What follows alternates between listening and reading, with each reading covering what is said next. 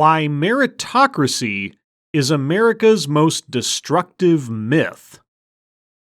Meritocracy is a myth. Okay, I'll keep that in mind. I wanted to write about what it means that some people seemingly have to earn or have to do something to deserve access to things that we think about as basic necessities. So how hard can you work to earn access to a meal every night, or or what do you have to do to deserve a good education? What do you have to do to deserve to have housing? Some people seemingly have to earn things like a meal, shelter, or education. Well, aside from the fabulously wealthy 1% in this country, or perhaps those who benefit from charities exclusively, who doesn't have to earn the ability to pay for food and shelter?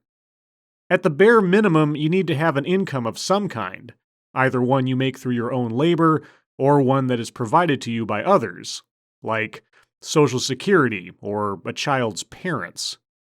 Or has our speaker never had a job before, and thus no frame of reference? And that's one of the ways that race sort of works in this country, is that there's some people that are deemed inherently worthy. Oh, that's how race works in this country. Some people are deemed worthy of food, shelter, and education. It's not more a question of class, of the gap between the haves and the have-nots. No, it's about race. All right, so who is being explicitly denied food, shelter, and education on the basis of skin color? And who has guaranteed access to food, shelter, and education based on skin color? I am very curious to know. So we think about the way whiteness works in white supremacy. White people are just deemed worthy of things. But there's this notion that you need to work extra hard to deserve a great public education. I am from Baltimore, and we think about the school system in Baltimore City is not funded equitably at all. And it's like, well, what do those kids have to do to earn equitable funding? They actually don't need to do anything besides just be alive. Whoa. Slow down there a second. You made an awfully broad accusation there and then zipped right along into an entirely different realm. So let's take a step back. So we think about the way whiteness works in white supremacy. White people are just deemed worthy of things. White people are deemed worthy of things because of white supremacy. Okay, so all white people have food, shelter, and education. These things are just given to white people free of charge because they're white. There are no hungry, homeless, uneducated, or undereducated white people in America. Got it. Now, what was that next part? But there's this notion that you need to work extra hard to deserve a great public education. I am from Baltimore, and we think about the school system in Baltimore City is not funded equitably at all. And it's like, well, what do those kids have to do to earn equitable funding? They actually don't need to do anything besides just be alive. So the Baltimore City School District, therefore, contains no white students, because white students are deemed worthy of a good education, so they are protected from the disadvantages of underfunding. Got it. And one of the things that we need to do is make sure that we set up a system where people just have the basic necessities like food, water, education. We can guarantee that. There's no reason why we don't have it. If there is no reason why we don't have it, then why don't we have it? Because if you explain why we don't have it, that would be the reason why we don't have it. Okay. All right, so what system do you propose that we put in place to remedy this? What system provides everyone a guarantee of adequate food, shelter, and a quality education in the absence of having to earn any of it? Yeah, so I actually think about the difference between equality and equity, right? Right. The equality is everybody gets the same thing. Equity is that people get what they need and deserve. Equality is everyone gets the same thing. Equity is everyone gets what they deserve. Okay, well, I'm not sure what you mean by everyone gets the same thing. If you're talking about equality of opportunity, well, we have many laws that work to ensure that in this country and provide remedies for those who are denied such. If you're talking about equality of outcome, well, no one can guarantee that, and neither should it be promised. As far as get what they deserve, well, what is the metric of deserve? And who determines that? And in the work of justice, we are almost always fighting for equity. So we think about things like school funding. We are not asking for equal funding. You're not asking for equal funding, even though you were just complaining about the Baltimore schools being underfunded. Okay. We know that it just costs more to educate kids who grow up in poverty. It costs more to educate kids with special needs. And we know that we need to pay that cost, that those kids deserve that. But I thought there was no reason why we shouldn't have that all covered already. And didn't you say we needed a system where that was all taken care of? We're not saying that every kid, it costs the same to educate every kid. That's just not true. We want a world of equity where people get what they need and deserve. We know the disparities around criminal justice, that there are disparities around race, and we want an equitable system that doesn't penalize people for where they live, how they show up, what zip code they come from. Whoa. Okay, that was quite a journey we took there. All right, so an admission that not every student costs the same to educate, and that we want a world of equity where people get what they need and deserve, even though you're not asking for equal funding. Right, okay.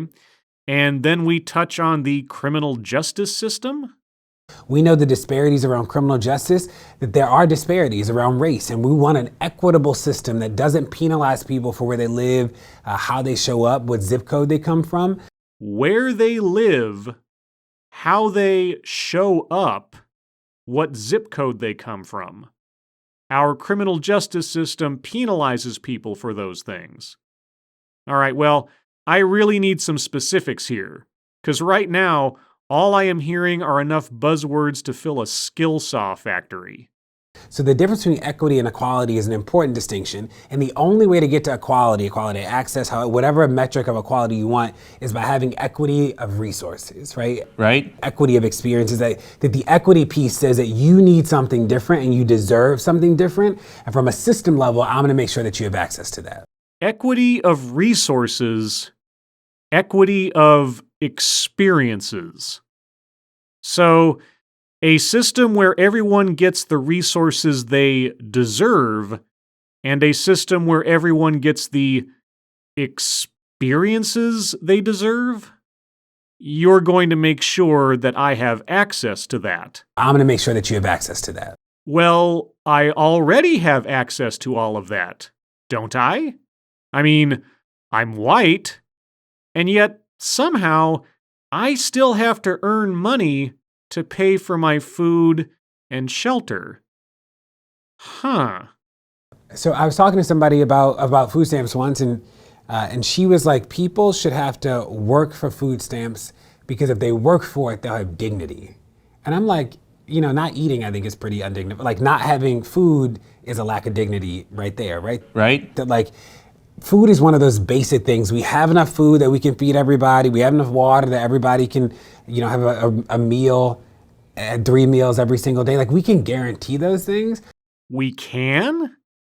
We can guarantee that everyone in America, all 323 million of us, will have water and 3 meals a day just instantaneously. We can guarantee that. Got it. We don't need to artificially create this requirement that people work so they can earn food. Like, we can actually guarantee these basic things for people. Just a quick question. And I know it might sound ridiculous, but How? And one of the things that we have to do as we fight for social justice is talk about these things as basic as they are. That it's not radical to believe that we can live in a world where the police don't kill people. Well, it might not be radical to believe it is possible, perhaps, but it sure would be naive. It's not radical to say that every kid should be able to read and write. It's not radical or extreme to say that we can feed every single person every single day. It all depends on the method by which you wish to fulfill those ideals. How would you ensure that every child is literate? How would you ensure everyone gets fed every day, regardless of their location or situation? How? The only radical thing about it is that we have to say it in the first place. Like, that is actually where the radical part comes in. The only radical thing is that we have to say it in the first place. It's not radical to say that every kid should be able to read and write. It's not radical or extreme to say that we can feed every single person every single day. So, it's not radical to say those things. The only radical thing is that you have to say them in the first place. Huh?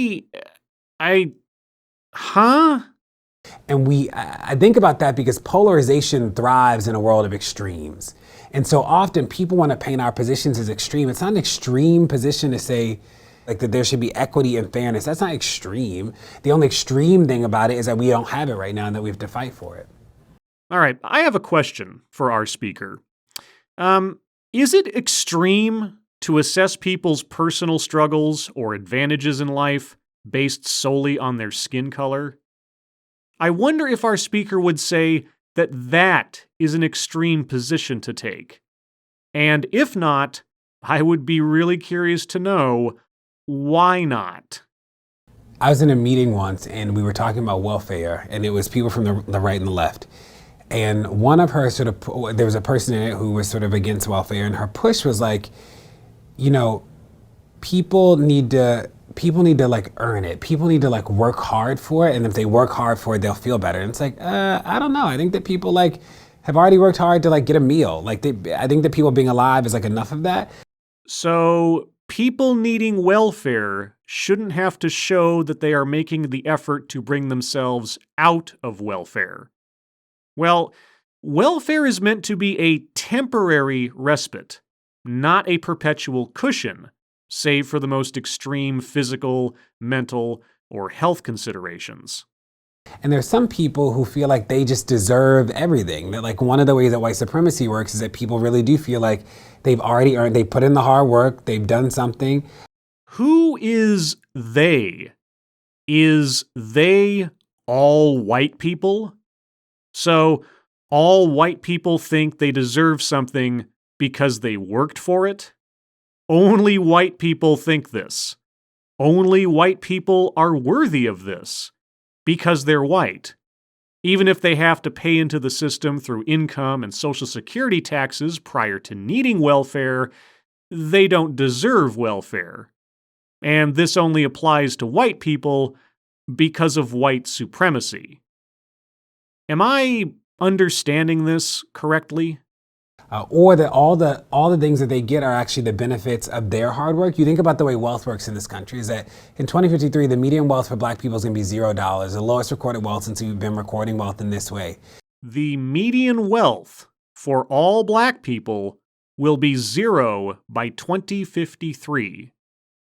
And this comes from a single study undertaken by 2 progressive nonprofit think tanks. But setting that aside, if the numbers and trends shown are accurate, it is indeed a shocking calculation. So, what is the solution then? Just give black people free resources funded by the work of all the white people? And you think about a median wealth of $0, and you think about white wealth, which will be around $100,000, and the median black wealth will be 0. Is that it's not like white people like worked hard for that. It's not like white people, like every white person was like some entrepreneur that like did all these wealth building things. Oh, of course not. They all just had it handed to them. No white person ever works for what they have or passes down the fruits of their work to their families to ensure their future and prosperity. It's all just manifested out of skin color. Got it. The government literally gave white people wealth. The government gave white people housing loans for very little, with very little interest. The government gave white people land. The highway administration created the suburbs. All white people get cheap home loans. All white people own land. All white people live in the suburbs. Got it. And you think about what it means that the government gave people, gave white people like education en masse. Like those things contributed to white wealth. But there are people who are like, I worked really hard. And it's like, how hard did you work for a system that just like benefits your skin color at every turn of the way? You didn't do that. All right, well, I go to work every day. The money I have to spend is the money that I have earned and saved. I am not reliant on the government to pay my way. And I was raised by parents who also went to work every day, and we did not have it easy. We came close to being homeless at one point, but the government wasn't swooping in to save us because we were white. And any advantages I had in growing up, which set me on course to where I am now, came from my parents' hard and honest labor, and thereafter, my making healthy choices for myself in life. You will not succeed in shaming me because of my skin color. You know, how hard did you work for every Band-Aid to look like you? Every Band-Aid looks like me? Well, I'll be damned. But seriously, are we really falling back to Peggy McIntosh's invisible knapsack? If that is your best argument, I think you may have already lost. How hard did you work for nude to be the color of your skin and not mine? Like you didn't do that. You are correct. My skin color, your skin color, no one's skin color is something that they worked for. They were born with it. They neither had control of or a choice in acquiring it. And yet, you want to indict people as inherent villains and others as inherent victims on the basis of it. That says more about you than it does everyone else. A system did that.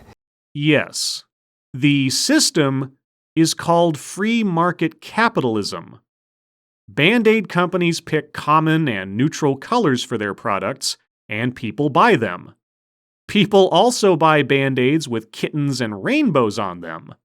If you would like to take advantage of this same system, then create a Band-Aid business and a product and market it effectively. Who knows? Maybe all of that work will create wealth. And like that, you benefit from the system. And part of the work of white people is to understand the privilege of whiteness and to understand how a system provided that and work to dismantle it. And replace it with what? When white people, all white people, acknowledge that their skin color somehow indemnifies them from hunger and homelessness and illiteracy, when all white people acknowledge the advantages of Band-Aid colors and they decide to destroy a system that has guaranteed them all easy lives because they're white, what system are they then supposed to create? And will their labor in that endeavor be rewarded? Or will they just be doing it for free because they're white? It actually is dangerous to teachers. So there's a study that came out that for the first time measures how meritocracy impacts middle schoolers. And it's like seventh grade kids. How meritocracy impacts seventh graders. All right, well, meritocracy in most schools is usually determined by testing or essay writing and the like. And of course, the metrics by which merit is measured does vary from school to school. But, okay, how does meritocracy, a belief that one should be assessed on their merits and little else, impact seventh graders? And it shows that kids of color do worse later if they believe that meritocracy is like a real thing. Kids of color do worse later if they believe meritocracy is a real thing. Okay, well, why does believing meritocracy is a real thing create underperforming kids of color and only kids of color? Because the system starts to bear down on them in hard ways, and they think that it's a result of like them just not working hard. Systems bear down on them. What systems? And it's like, no, we know that the way systemic racism shows up later, like means that no matter how gifted you are, how great you are, the outcomes still just aren't the same. So anyone who is not white is unable to succeed in life because they are not white. The systems in place prevent this from happening. Got it. And we know with criminal justice, you think about New York City, that 90% of the people arrested for marijuana are black and brown. You and I both know that the 90% of the people in New York City smoking weed are not black or brown. Personally, I think marijuana should have been legalized a long time ago. And thankfully, things are steadily trending that way across the country. But that aside, I will agree that the numbers in New York City seem ridiculous. It's the reason why they've made the smoking of pot a ticketable offense, at worst, back in June of this year, for most situations. And overall arrests for possession have dropped by 40% since 2013. Which makes me wonder how that could have ever happened if the systems are all steeped in white supremacy. But what do New York City arrest statistics have to do with all white people being guaranteed food, shelter, and property in the suburbs? And tell me again, since you haven't already, what system would you want everything replaced with? When we think about the arrests, we think about disparities in education, the meritocracy sometimes causes people to blame themselves for outcomes and not realizing the system is almost guaranteeing a set of outcomes. So, if you're not white, your lot in life is almost never your fault or your responsibility. Any hardships or failings you experience are the fault of white supremacy, which all white people benefit from, and which all white people contribute to merely by existing. So, white people, all white people, are inherently the cause of anything bad that happens to anyone who is not white. Got it. All right, well, I really love people who complain about a lack of racial equality and equity in the world and then proceed to incite the most divisive of racist conspiracy theories, where one race is evil and all others are saintly. Because assessing the character and value of a person on race is obviously not racist or anything. But what bothers me more, whether we're talking about race or any other major issue, is the tendency of the high-minded doomsayers to list off all of the ills of the world, tempt the audience with the assurance of a solution, and then never give one. If you are overwhelmed by a problem in your life, or a disparity in the world, and you can't come up with a solution, that is okay. I don't know is a valid response. But by saying that you have an answer, by teasing that you have a cure, but then not offering it up, you are either being a sadist, a liar, or both. In this case, what's being offered but not specified is a total social panacea, where everyone gets what they think they deserve and no one has an advantage over anyone else. Or, to put it another way, from each according to his ability, to each according to his needs. And that sounds great. You'd almost think someone would have tried that by now. Except that they have. In the USSR, in China, in Cuba, and in North Korea. And all of those are, or have been, the pinnacles of freedom, liberty, and justice in our world, of course. Of course! So if that's the answer being put forward, if that is the cure for all that ails us when it comes to race and disparities in class and education, then that is really no answer at all. But hey, what do I know? I mean, I am white. As always, thank you for watching.